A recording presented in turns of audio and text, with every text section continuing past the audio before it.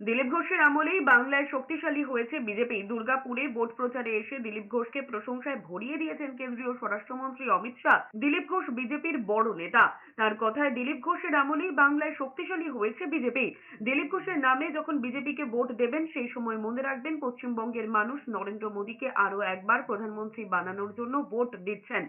অমিত শাহ আরো বলেছেন, নরেন্দ্র মোদীকে তৃতীয়বার প্রধানমন্ত্রী করার অর্থ হলো দেশকে বিশ্বের তৃতীয় শক্তিশালী অর্থনৈতিক দেশ হিসেবে প্রমাণ করা। নরেন্দ্র মোদী ফের ক্ষমতায় এলে দেশ থেকে নির্মূল হবে সন্ত্রাসবাদ, গরিব মানুষের উপকার হবে। নরেন্দ্র মোদী গত দুবারে গরিব মানুষের জন্য বহু কাজ করেছেন বলেও দাবি করেছেন অমিত শাহ।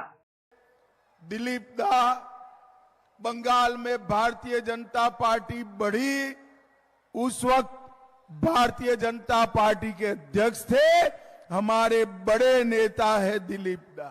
आप जब दिलीप दा के नाम पर, कमल के निशान पर जब बटन दबाओ, तब एक बात याद रखना, आपका दबाया हुआ एक एक वोट नरेंद्र मोदी जी को तीसरी बार प्रधानमंत्री बनाने वाला।